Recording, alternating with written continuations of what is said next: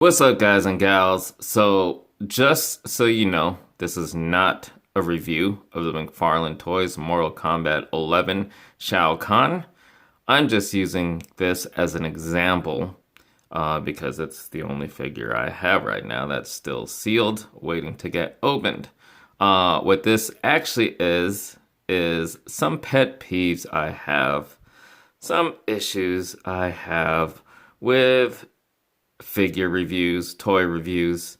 Um, and this isn't, I'm just going off the top of my head here. So this is probably not even going to be as comprehensive a list of issues I have with figure reviews.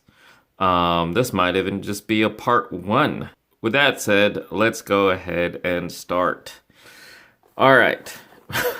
My first issue is when figure reviewers spend way too much time and put too much focus on going over every little detail of the packaging. So, for example, all right, so here's a look at the front of the packaging. It says Mortal Kombat 11 right there. It says Shao Kahn right there. There's a big window where you can see the figure. Oh, at the top here, there's a window right there. It says 14 plus right there. Not a toy. Not a toy? Really? McFarlane Toys. Not a toy. That's me. That's that's actually me making a statement right there. And then to the side, you get McFarlane Toys right there. Oh, you get the Mortal Kombat 11 logo again, and there's a picture of Shao Kahn's hammer. On the other side, there's an amazing picture of Shao Kahn. Like, it's not an amazing, it's just literally, it's just a picture of the figure with MK right there. And it's blank right there. And then over onto the back, you get another amazing picture of the figure, and it's amazing. No, it's just, again, it's just a picture of the figure. There's nothing super special. I mean, yeah, it's a good photo. It's not amazing. There's nothing really special about it. I personally would have preferred some artwork, something to show more of the source material of the character and not just a photo of the figure, because, I mean, we have the figure. Show us some artwork. And then you've got 22 moving parts, and then, you know, they go over every little piece of information. They'll even go on the bottom, like, here's the barcode right here. We don't... Okay, I'm speaking for myself. I'm not gonna speak for everyone and say we don't need to hear all that. I don't need to hear all that. I can see that by looking at the packaging. You know, if you want to, yeah, you can do a 360 or something, but you don't have to point out every little freaking thing because I can actually see it. You know, the whole point is to give an idea of what somebody can't see from just like looking at it, you know. Really, like, some people will go over all this information. I'm trying hard not to use certain words here, but yeah, so let's go ahead and crack this open. Actually, that brings me to another one of my pet peeves: when people open packages. See, I typically won't open a package on camera. That's something, unless I'm doing an unboxing or something. But when it's strictly a review, you know, there's no reason to show opening the package. To me, for my own reviewing, that's a waste of time. I'm not going to do that on camera. But when people do, and then they do this, they pull out their big freaking knife. Let's open this figure, this big ass knife. No, you don't need your big ass everyday carry knife. Get yourself a utility knife, a box cutter, you know. Don't be pulling out big ass knives. Put yourself in danger on camera. So I don't know if this figure has any ties. It doesn't look like he has any ties, because if he did, I was gonna say, there's people who struggle, try real hard to pull out with the ties, and I'm like, get yourselves one of these little cutters. Snip, snip, snip, snip, snip, snip, all the ties, instead of struggling, fighting with all those ties, trying to get this thing out, and like so.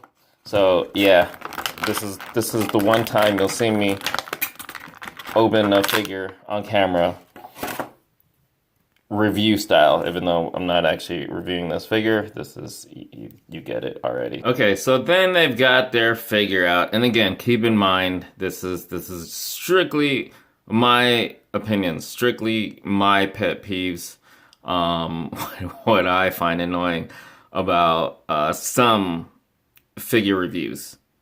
Some people might relate, some people might disagree, strongly disagree. Doesn't matter. I'm just sharing my pet peeves. So anyway, so they got the figure out. They want to show you the height, and they go fumbling with their tape measure. I don't know why I find it annoying. I mean, you should just, if that's what works for you, But this is I don't know. Get yourself a regular stick ruler. You can get them for $1 at a dollar store. For me, it's that simple. If you're reviewing anything, less than 1/6 scale figures, get one of these. Yeah. So this is one that I'm sure a lot of people are going to disagree on. Again, this is just me. For the most part, most lines of figures have a standard of articulation. So it's like, I don't want to see every Marvel Legends review go over every point of articulation, unless the figure has something new and different, or, Marvel Legends, they actually can vary. But for the most part, so far, like with his McFarlane Mortal Kombat figures, or even the DC Multiverse figures, they've all pretty much got the same articulation. You might, maybe you can point out some things like this that's going to hinder the articulation, but again, for me, that's something that's going to be obvious. This is not like cloth or anything, so that's going to hinder the articulation a bit. But yeah, again, it might help some people, or it could be somebody's first time watching a video about a particular line of figures, so it might actually help them to see every point of articulation. Again, for me, unless it's a unique or obscure figure that's not part of like a regular popular main line where there really is a standard articulation, I don't need to see 5 minutes spent on pointing out every point of articulation. Again, that's just me.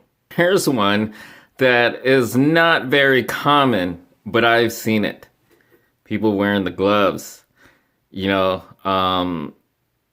Unless you're reviewing some museum artifact, these aren't necessary. Unless it's some crazy super high end or rare or vintage, like a super vintage piece, and there's reasons to not get your filthy hands on the toy or figure. Yeah, that makes sense. Or maybe you've got a skin disease. Maybe you got eczema or X-Men disease, and you just like to cover your hands. You don't like showing your hands. Otherwise, it looks weird. I mean, it looks weird enough reviewing and seeing close-up hands. But it is what it is. It's just, no. Speaking of the hands, it's awkward enough already to be seeing hands taking up like so much of the frame of the camera. But then there's times when people's cameras won't focus, and I have to do this. I have to spend like 10 minutes trying to get their camera to focus, and you're staring at a big ass hand on the screen. and their cameras just won't focus. Thankfully, uh, you know, mine does. Because look, there's that, and then boom. Yeah, instead of this. Let me see if I can get to focus. Focus, focus, focus. There are my big hands that look all wrinkly, and you can see all the dryness on my skin. You know, because of that dryness, maybe I should be wearing the gloves. Then one of my biggest pet peeves is when toy reviewers shoot their toy reviews like this. You know, they're handling the figure and they're showing them, and they're making it more about them than it is about the toy. It's like they're filling up the frame, and the toy is just like a little blip in the frame. And it's like, you know, a toy review is a product review, and you know, a video is a visual medium, and it should be focusing. You know, the focus should be the product. I don't care how good looking you are, how charming you are.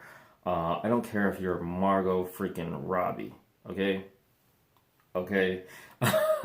This isn't how you should be shooting toy videos, or well, toy reviews. You know, you can vlog like this, you can, you know, you can do other things like this, but a review should be close up on the product, not on you. It's not about you, it's about the product. And then lastly, when everything is awesome, you know, a reviewer would be like, oh, look at that, it's so awesome. This figure is so awesome. The articulation is so awesome.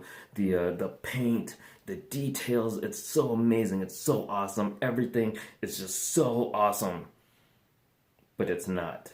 You know, it's okay. It's good. You know, but especially if we're talking about $20 to $25 figures, you know, Marvel Legends, anything, you know, in that range, these DC Multiverse, you know, they'll be good. You know, good for maybe some of them might even be great for the price, but everything's not going to be awesome with them. No, no. But P.S. If you're Margot freaking Robbie reviewing a figure like this, yeah, you get a pass.